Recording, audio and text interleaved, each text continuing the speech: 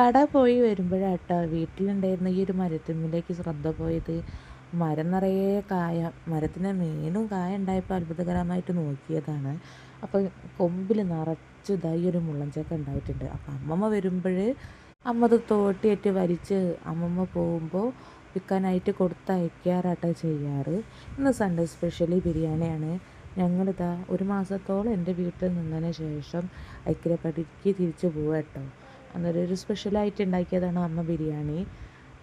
കാണാൻ ചന്തമുള്ള പോലെ ടേസ്റ്റ് ഉണ്ടായിരുന്നു കേട്ടോ ബിരിയാണിക്ക്.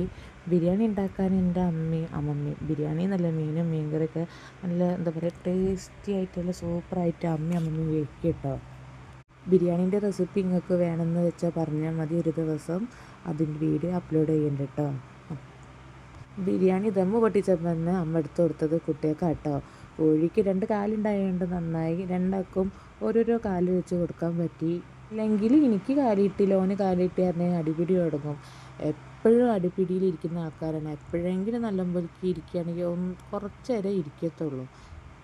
ഗ്യാസിൻ്റെ ക്ഷാമം കൊണ്ട് നമ്മൾ ബിരിയാണി ഉണ്ടാക്കിയത് പുറത്ത് വെച്ചിട്ടാട്ടോ. ഇനി ബുക്ക് ചെയ്താൽ കിട്ടൂലെന്ന് ഉറപ്പൊന്നുമില്ല. അതുകൊണ്ട് പുറത്ത് വെച്ച് നമ്മൾ ബിരിയാണി ഉണ്ടാക്കി ദമ്മൊക്കെ ചെയ്തത് കേട്ടോ. ബിരിയാണി ഉണ്ടാക്കിയ സന്തോഷം ഉണ്ടെങ്കിലും ഞങ്ങൾ പോകുകയാണല്ലോ ആലോചിച്ചിട്ടുള്ള സങ്കടവും ഭയങ്കരമാണ്. ഈ 2-3 ദിവസം ഷൈജേട്ടൻ്റെ അവിടെ നിന്നാൽ ആ സങ്കടമൊക്കെ തീരുള്ളൂ. സങ്കടം ഏതായാലും തീരൂല. അപ്പം ഞാൻ ഭക്ഷണം കഴിക്കട്ടെ കേട്ടോ. നല്ലൊരു വീഡിയോ ആയിട്ട് വരട്ടെ.